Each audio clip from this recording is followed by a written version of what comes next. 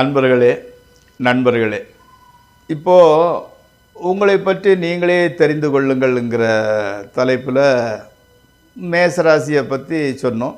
நிறைய நண்பர்கள் அதை பார்த்துருக்குறீங்க.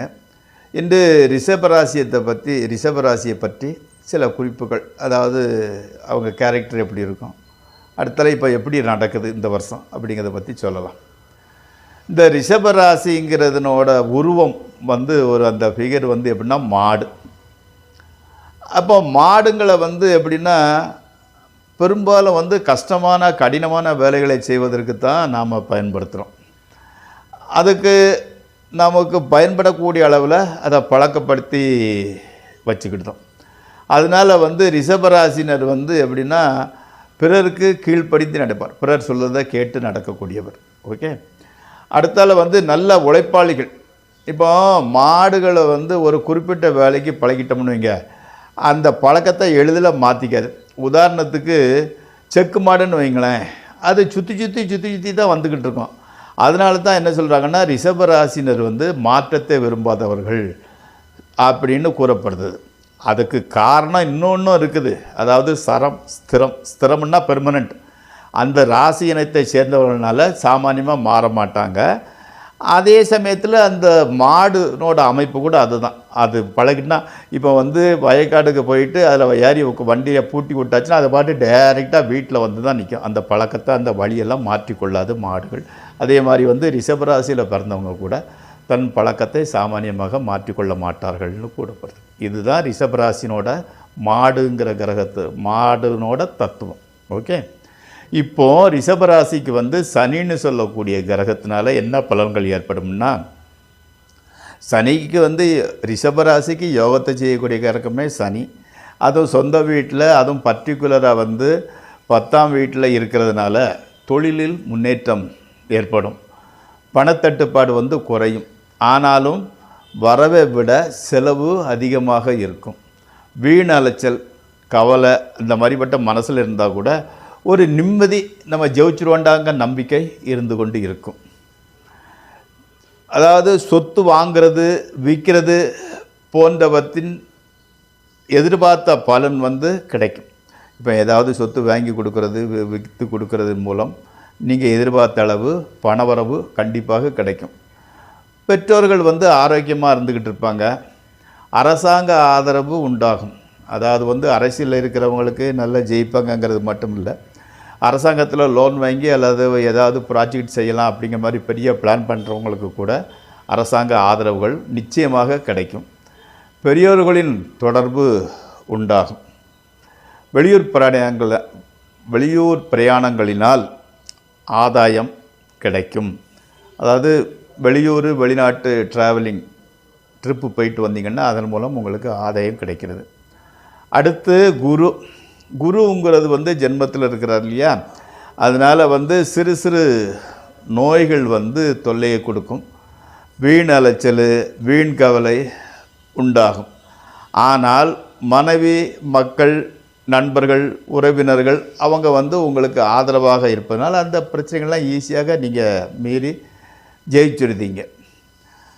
தொழில் மாற்றம் ஏற்பட வாய்ப்பு இருக்கிறது. அடுத்து ராகு. அந்த ராகுங்கிறது உங்களுக்கு 11ஆம் வீட்டில் ராகு இருக்கிறது நல்ல அம்சம்தான். அந்த ராகு 11ஆம் வீட்டில் இருக்கிறதுனால நினைத்ததெல்லாம் நடைபெறப் போகிறது. தொழிலில் விருத்தி உண்டாகிறது. மேலதிகாரிகளோட ஒரு சப்போர்ட்டு, ப்ரமோஷன் கண்டிப்பாக கிடைக்கும். அதே மாதிரி சேஞ்சஸ் ஆஃப் ப்ரொஃபஷன், தொழில் மாற்றத்தை இண்டிகேட் பண்ணுது. மாற்றம் அது உங்களோட வாழ்க்கையின் முன்னேற்றத்திற்கு உதவிகரமாக இருக்கிறது. அதனால் மாற்றத்தினால ஒன்றும் பிரச்சனை கிடையாது. தொழிலில் முழு கவனத்தையும் செலுத்துவதால் அதிக நன்மையை அடையலாம். இங்கே கான்சன்ட்ரேஷனை ஃபுல்லாக தொழிலில் காட்டுங்க, ஜெயிப்பீங்க. கணவன் மனைவி உறவு நன்றாகவே இருந்துக்கிட்டு இருக்குது. ட்ரேடிங், ஸ்பெக்குலேஷன் போன்றவற்றினால் லாபம் கிடைக்கப் போகிறது. அடுத்து கேதுங்கக்கூடிய கிரகம் உங்களுக்கு 5ஆம் வீட்டில் இருந்துக்கிட்டு இருக்கிறாரு இந்த ராசிக்கு. அப்போ அந்த கேது எப்படின்னா எதிரிகளே நண்பர்களாக மாற்றும். அது மட்டும் இல்லாமல் தக்க தருணத்தில் அவங்க மூலம் உதவியையும் பெற்றுக் கொடுக்கக்கூடிய சாமர்த்தியம் உடையது கேது. அசாத்திய துணிவு, எந்த காரியத்தை நம்ம சாதிச்சிடலாம்ங்கிறது மாதிரி நினைப்பீங்க. எந்த காரியத்தையும் தொடங்கினா கூட அதில் வந்து நல்ல பலன்கள் தான் கிடைக்கப் போகிறது. அதே மாதிரி வந்து புதிய நண்பர்களை அதிகம் நம்புவது ஆபத்தை விளைவிக்கும். அந்த கேது வந்து அதிக புதிய நண்பர்களை வந்து ரொம்ப நம்ப வேண்டாம் என்று இண்டிகேட் பண்ணுது. கணவன் மனைவி உறவு மகிழ்ச்சிகரமாகவே இருக்கும். அதே மாதிரி வந்து இந்த ஆவணி மாதம் இப்போ 17ஆம் தேதி பிறக்க போகுது இல்லையா, ஆவணி மாதம் வந்து தூரதேச பிரயாணம், அதன் மூலம் வந்து நல்ல நன்மையும் ஏற்படும். செலவு வந்து கட்டுக்கடங்காமல் போனால் கூட பணத்தட்டுப்பாடுங்கிறது வந்து இருக்காது. அதே மாதிரி புரட்டாசி மாதம் செப்டம்பர் டு அக்டோபர்னு வச்சுக்கோங்களேன், கொஞ்சம் மனக்கவலை, கொஞ்சம் வீண் அலைச்சல் உண்டாகும். வெளியில் எவ்வளவு தொல்லைகள் இருந்தால் கூட வீட்டில் வந்து அமைதியும் மகிழ்ச்சியும் கிடைக்கிறது. அடுத்து ஐப்பசி மாதம், அதாவது தீபாவளி மாதம்னு வச்சுக்கோங்களேன். ஐப்பசி மாதம் மறைமுகமான எதிர்ப்புகள் மறைந்து போகின்றன. எடுத்த காரியம் கைகூடுகிறது. பொருள் சேர்க்கை உண்டாகிறது. எதிர்பாராத வகையில் நிலபுலன்கள் வந்து சேரக்கூடிய வாய்ப்பு இருக்கிறது. அடுத்து கார்த்திகை மாதம். கார்த்திகை மாதம் வந்து தாயார் சகோதரர்களால் பண விரயம், பணச்செலவு ஏற்படும். வெளியூர் பிரயாணங்களை தவிர்ப்பது நல்லது. சூரிய வணக்கம் செஞ்சுக்கிட்டு வாங்க. மனைவியுடன் சற்று மனத்தாங்கல் உண்டாக வாய்ப்பு இருக்கிறது. அதே மாதிரி மார்கழி மாதம் வந்து எப்படின்னா தந்தையின் உடல்நிலை பாதிக்கப்படலாம். பொருள் நஷ்டம், வீணலைச்சல் உண்டாகும். அப்போ மார்கழி மாதம் கூட அவ்வளவு நல்ல மாதம் கிடையாது. தை மாதம் அம்மாவுக்கு கொஞ்சம் ஹெல்த்து பாதிக்கப்படலாம். உஷ்ண சம்பந்தப்பட்ட வியாதிகளும் தொழிலில் போட்டி பொறாமையும் உண்டாகும்.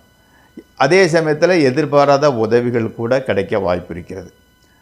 இப்போது இது ஆயிடுச்சு இல்லையா, அந்த எல்லாரும் அதான் சொல்லுவாங்க இல்லையா, பெண்கள்லாம் வருத்தப்படுறாங்க, எல்லாம் ஆண்கள்னு சொல்லிட்டு போகிறாங்களா, பெண்களை பற்றி சொல்கிறது இல்லையன்னு. ரிஷபராசி பெண்கள் வந்து ரொம்ப எழில், அதாவது வந்து ரொம்ப அழகானவங்களாக இருப்பாங்க. உருண்டை முகமாக இருக்க வாய்ப்பு நிறையா இருக்குது. கருத்த சுருட்டையான தலைமுடி உடையவர்களாக இருப்பார்கள். மிருதுவான கைகள், அவங்க கை விரல்லாம் வந்து ரொம்ப சாஃப்டாக இருந்துக்கிட்டு இருக்கும்.